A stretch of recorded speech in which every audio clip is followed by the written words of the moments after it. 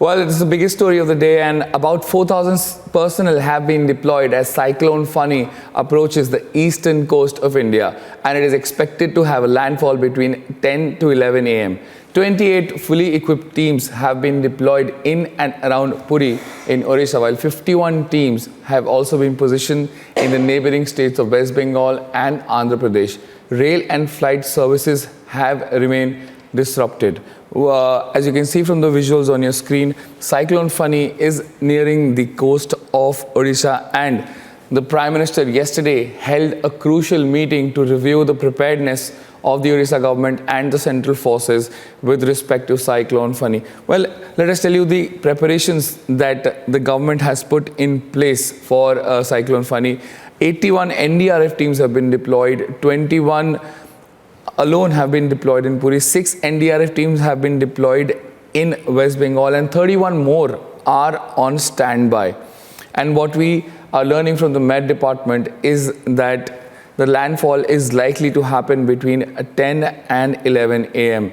So, and it is being said that this is one of the worst storms that could hit the eastern coast of India, and it is expected to hit states including Odisha, Andhra Pradesh and West Bengal. And the government has issued an appeal to airlines because the airlines have been disrupted and their services have been stalled.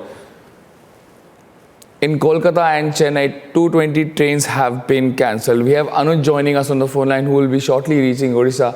Anuj, what is the situation on the ground and what is the government doing in terms of the preparedness, in terms of evacuation? Well, if we talk about the situation on the ground, and this seems like to be very much tense, and on the other hand, the government is on the alert.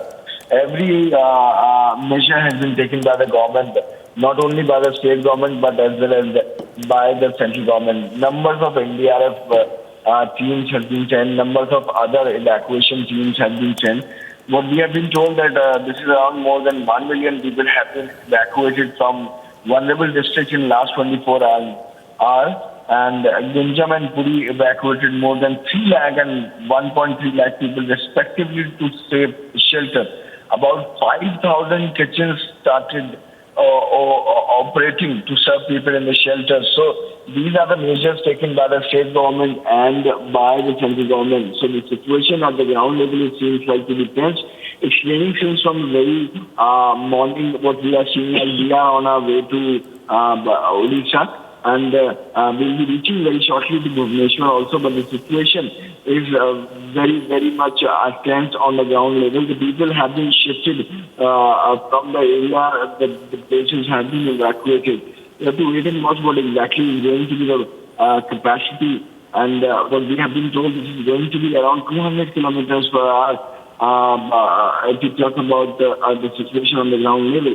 So at this point in time, the situation seems like to be tense. We'll be reporting live and we'll be reaching Bhubaneswar and Gopalpur and we'll be giving live pictures from there.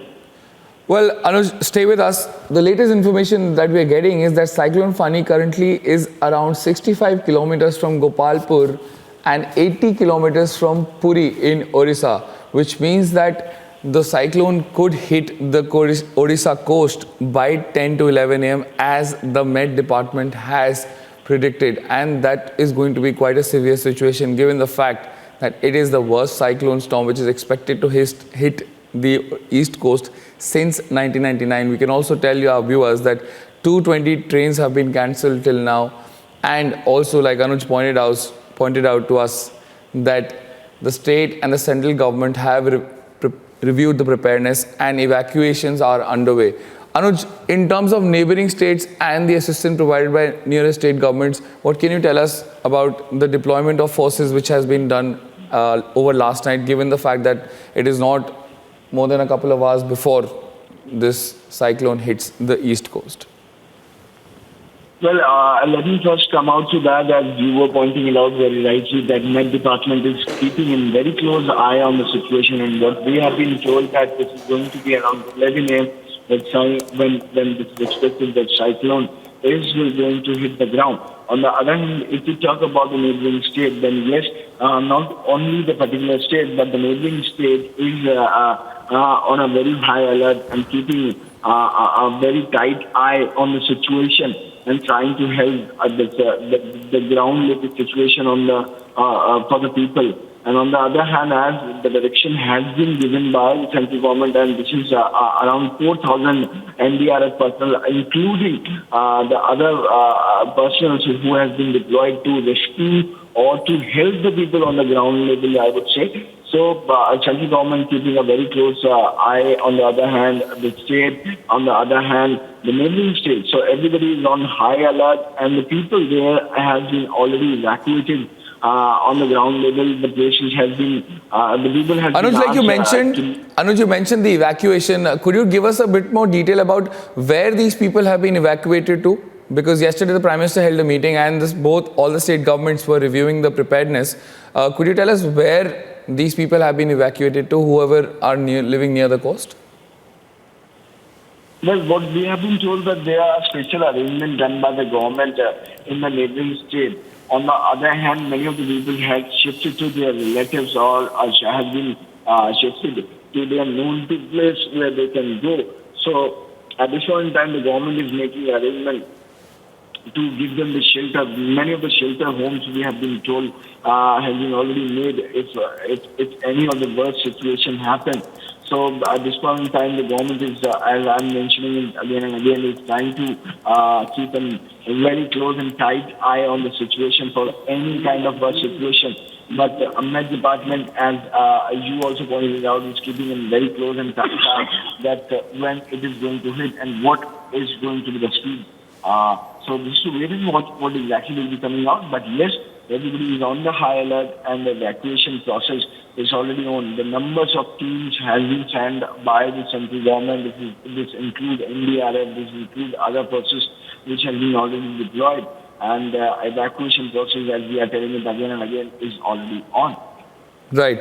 So Anuj, they are getting us the latest, and Anuj shortly will be reaching ground zero where this cyclone is about to hit, and we'll get you a live report from there. But to tell our viewers, the Cyclone Fani has been billed as the most severe cyclonic storm since the super cyclone that occurred in 1999, and it is close to Puri, which is the home of the Jagannath temple.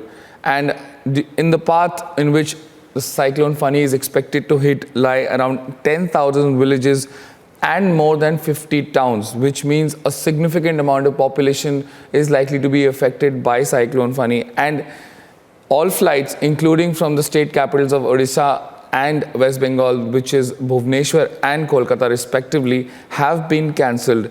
In fact, a total of 140 trains, including 83 passenger trains, have been cancelled so far, and flight operations and train operations have been shut down till 6 p.m. on Saturday. So states clearly on high alert, and as you can see from the visuals on your screen, that the situation is getting severe as each minute progresses. And what we have also learnt is that the speed of the wind and the speed of the cyclone with which it is nearing the coast of Odisha is around 180 kilometers per hour, and it could touch up to 200 kilometers per hour. We'll keep getting you more updates from Odisha. Stay with us.